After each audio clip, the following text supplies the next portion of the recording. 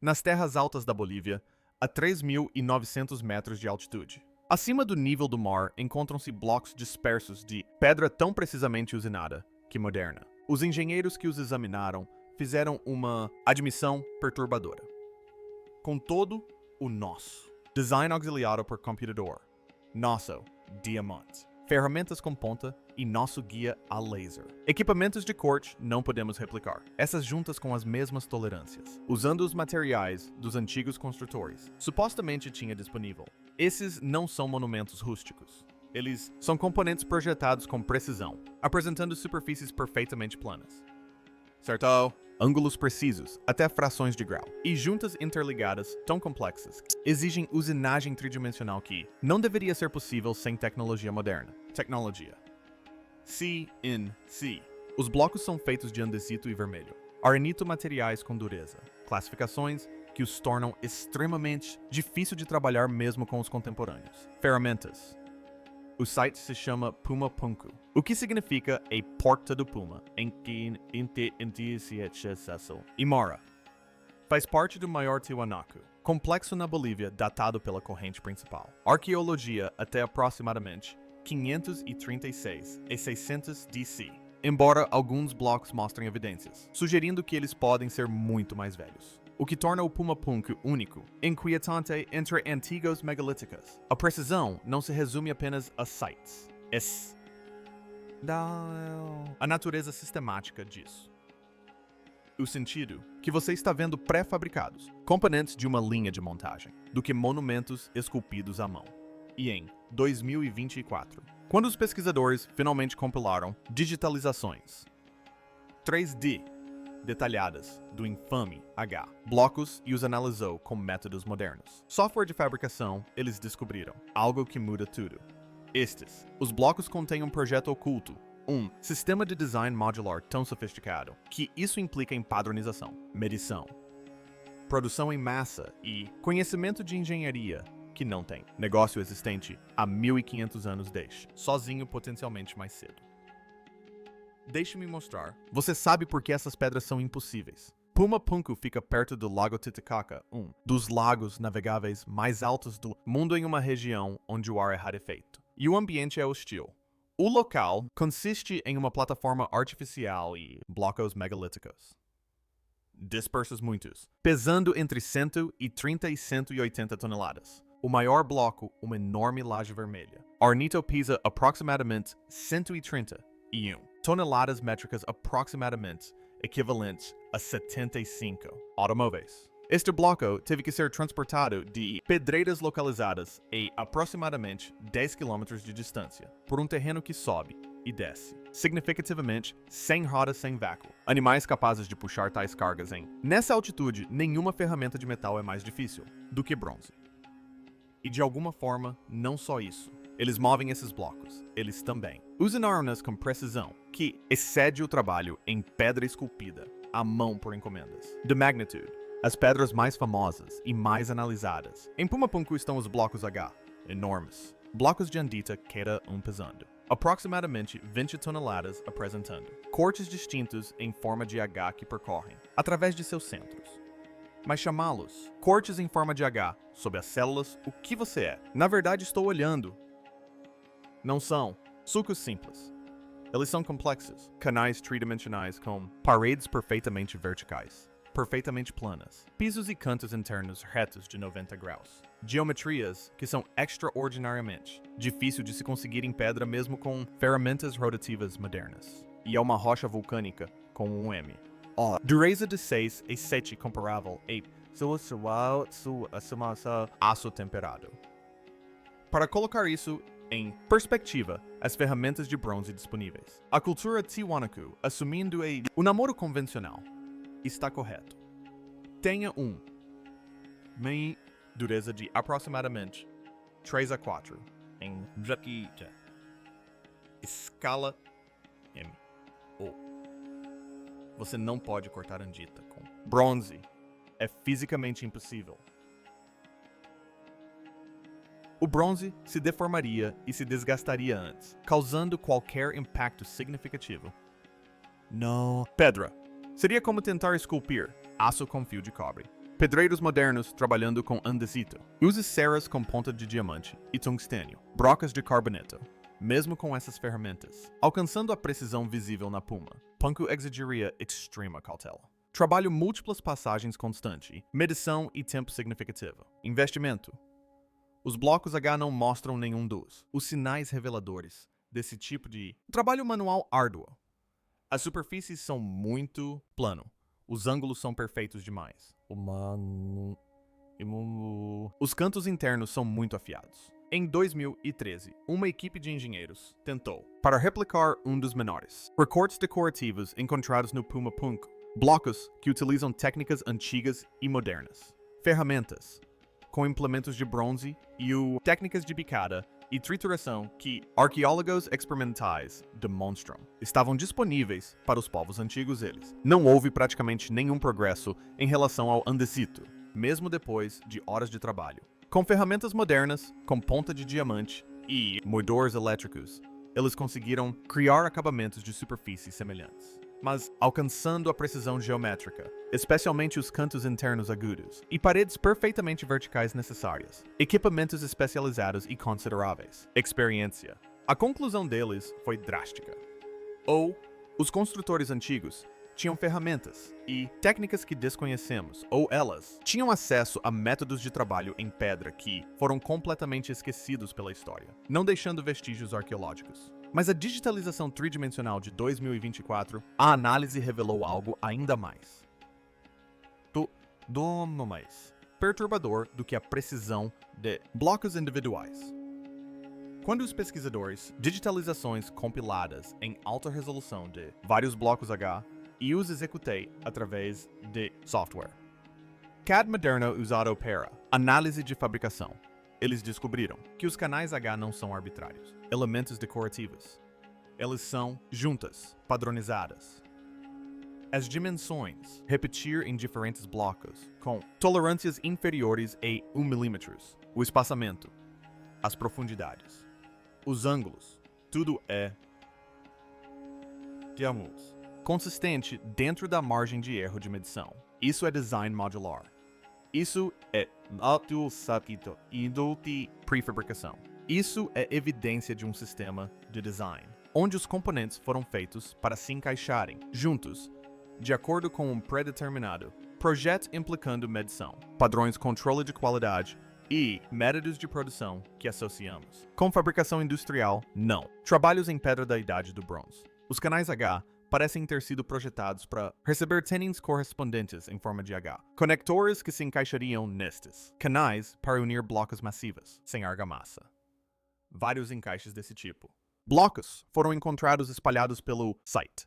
E quando digitalmente correspondido os canais H se encaixam com tolerâncias de 2 a 3 mm. Precisão extraordinária para blocos pesando toneladas. Mas eis o que torna isso particularmente impossível. Criar um encaixe em forma de H que se ajuste a um canal em forma de H cortado em um formato diferente. Bloco. Você precisa cortar uma saliência macho, com dimensões que correspondem precisamente ao canal feminino. Isso requer não apenas habilidade em alvenaria, mas medição precisa e replicação em vários blocos. Você estão essencialmente criando padrões, peças com encaixe intercambiável, princípio fundamental da modernidade. Fabricação que rastreamos até o Revolução Industrial e Antiguidade. Os construtores faziam isso com andita, 1500 anos atrás ou antes. A qualificação antecipada é crucial, porque o namoro do Puma Punko é baseado principalmente em cerâmica e material orgânico, encontrados em a vizinhança, não nas pedras, eles mesmos. Datação por radiocarbono de os materiais orgânicos fornecem consistentemente datão de 536 a 600 DC para ocupação das culturas de Tiwanaku, local. Mas a radiocarbono informa quando plantas ou animais morreram, não quando pedras foram esculpidos.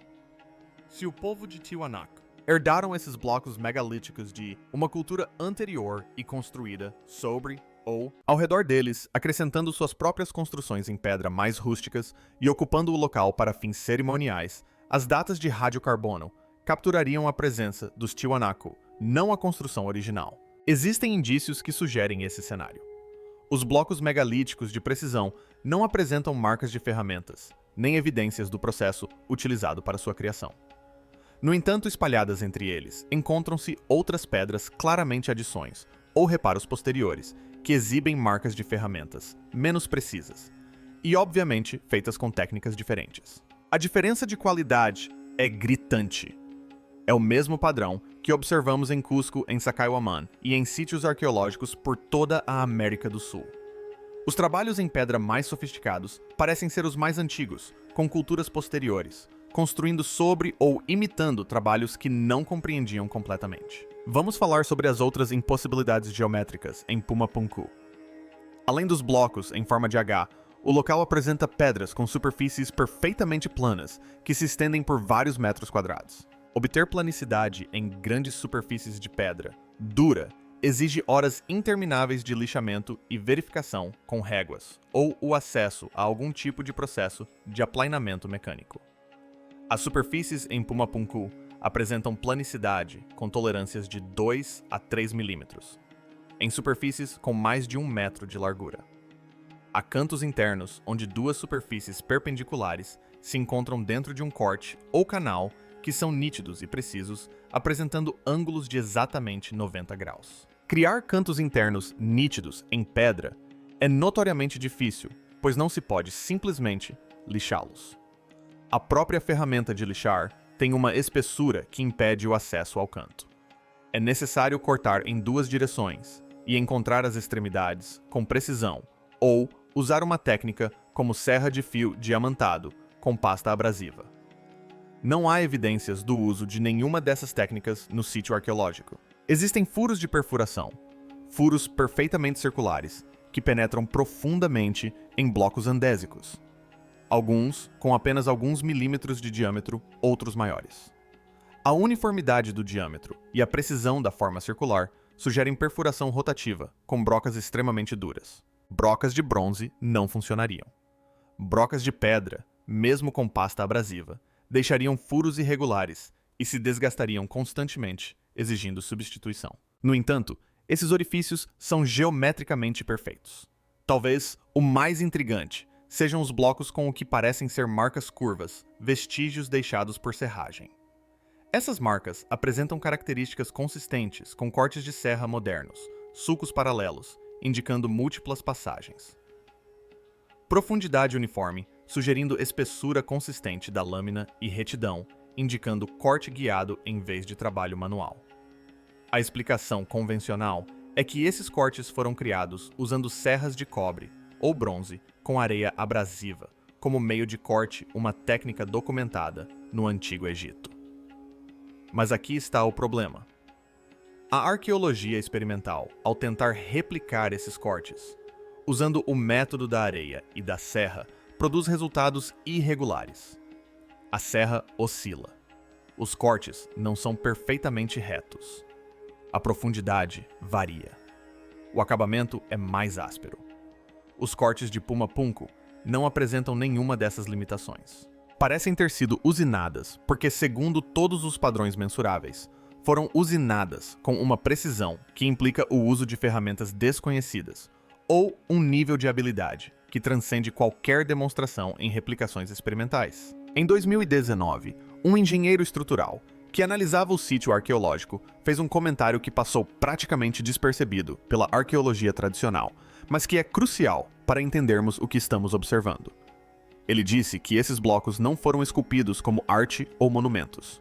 Foram projetados como componentes estruturais. As juntas à precisão, a padronização. Isso é arquitetura, não escultura. Alguém projetou um edifício, e essas são as partes. Isso muda tudo. Se Puma Punku não é uma coleção de monumentos esculpidos, mas sim os restos dispersos de uma estrutura projetada com precisão que foi desmontada ou destruída, então a precisão faz sentido do ponto de vista da engenharia. Os componentes estruturais precisam de encaixe preciso para suportar cargas com segurança. A padronização faz sentido. É desejável que as peças sejam intercambiáveis para uma construção eficiente. A precisão aparentemente excessiva também faz sentido. Tolerâncias rigorosas evitam deslocamentos e falhas.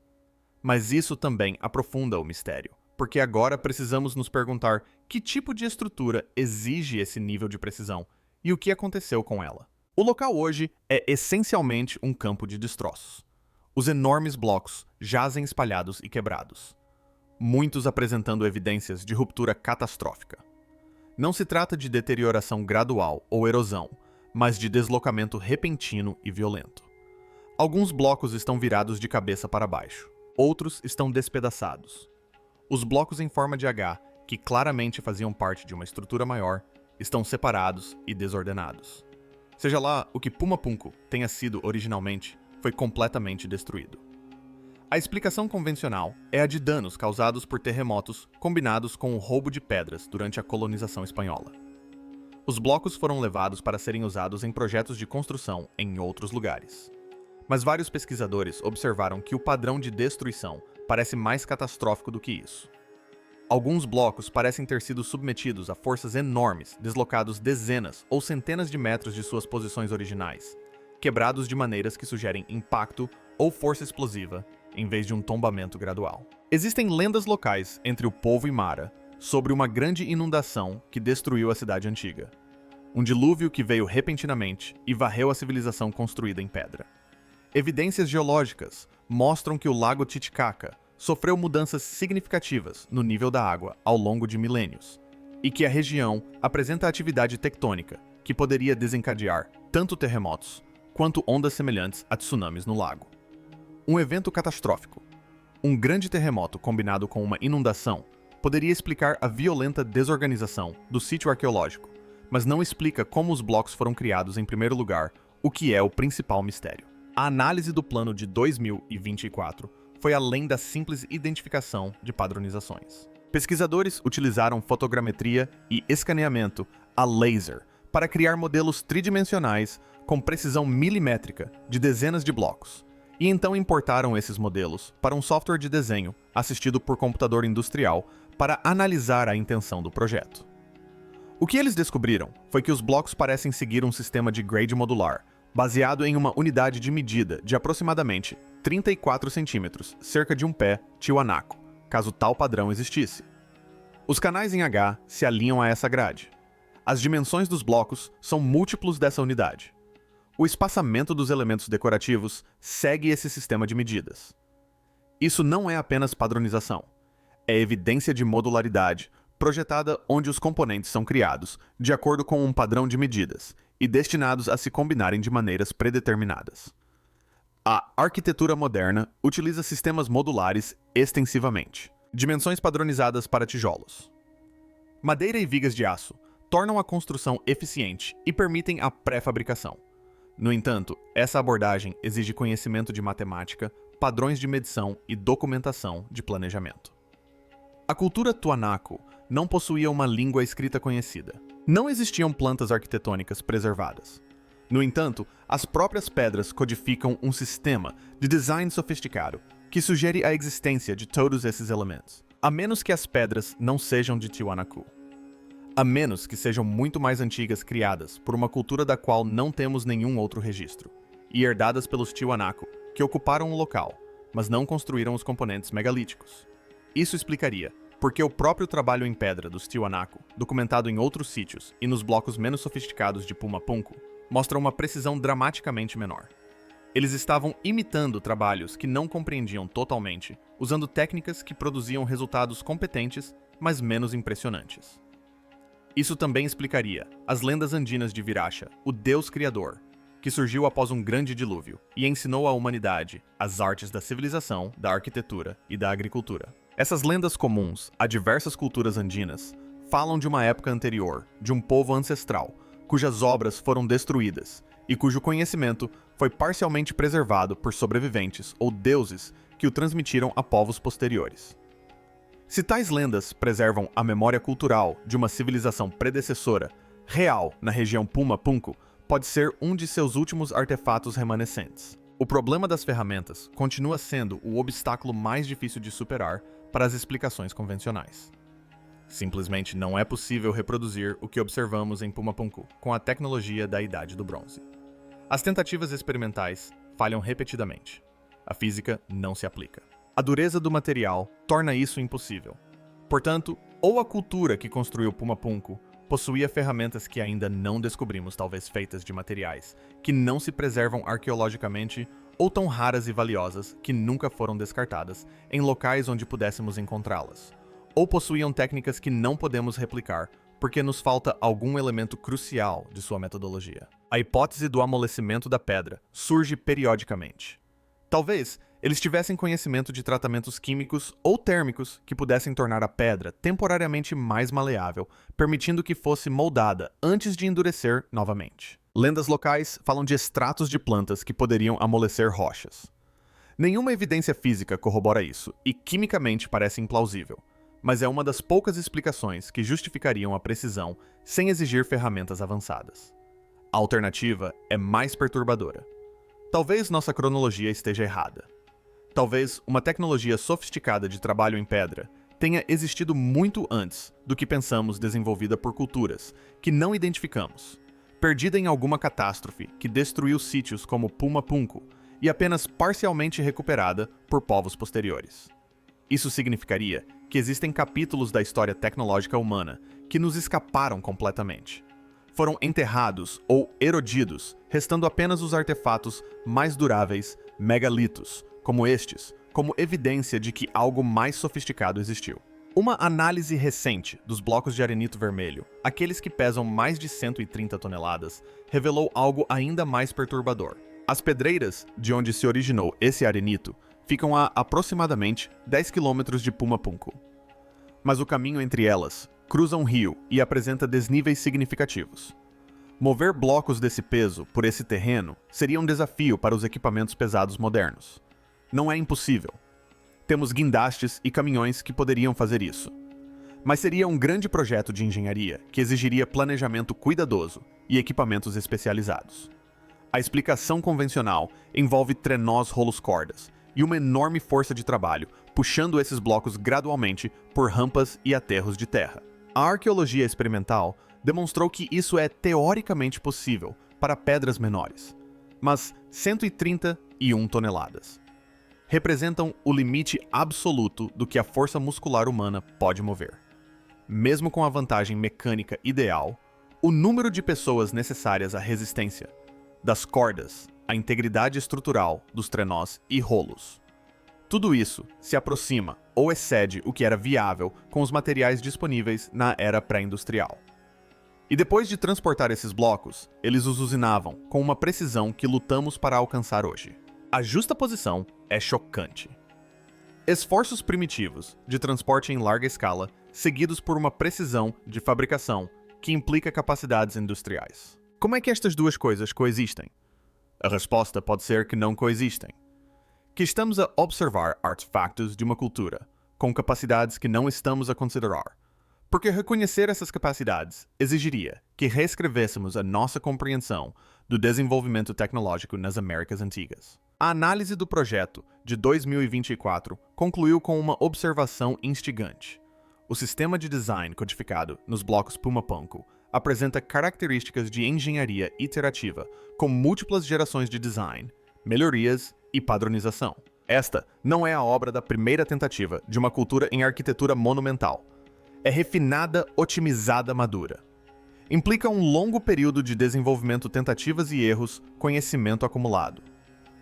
No entanto, não temos evidências desse período de desenvolvimento. A precisão parece totalmente formada, sem nenhuma progressão visível do rudimentar ao sofisticado. Este é o padrão que continuamos a encontrar em sítios megalíticos em todo o mundo. As obras mais impressionantes surgem primeiro ou aparecem repentinamente, sem antecedentes claros, e depois permanecem estáticas ou perdem qualidade com o tempo. É o oposto de todos os modelos de desenvolvimento tecnológico, que prevêem melhorias graduais à medida que o conhecimento se acumula, a menos que o conhecimento tenha sido herdado, em vez de desenvolvido transmitido por uma fonte anterior que não identificamos. Os blocos H em Puma Punku representam mais do que apenas uma impressionante obra em pedra. Representam um desafio a toda a nossa estrutura de compreensão das capacidades ancestrais. Esses não são monumentos rudimentares, construídos com paciência e esforço humano. São componentes de engenharia de precisão fabricados com ferramentas e técnicas que não deveriam existir no registro arqueológico, mas que claramente existiram, pois os blocos são reais, mensuráveis e documentados.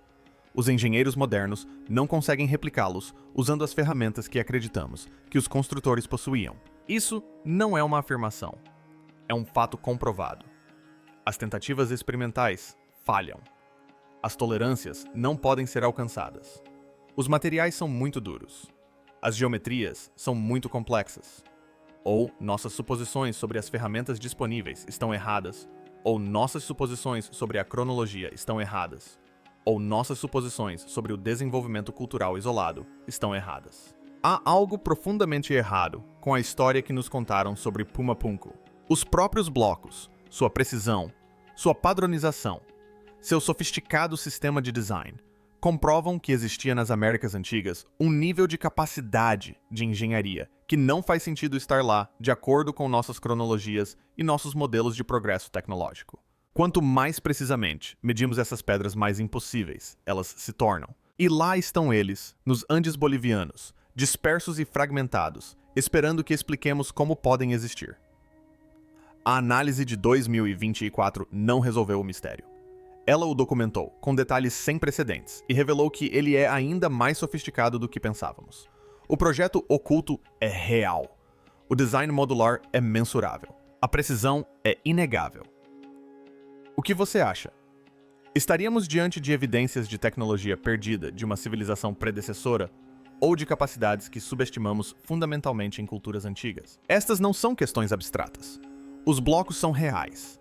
As medições estão documentadas. A análise de engenharia foi publicada. E apesar de toda a nossa tecnologia, todas as nossas ferramentas, todo o nosso conhecimento, ainda não conseguimos explicar como foram feitos. Isto não é mito nem especulação.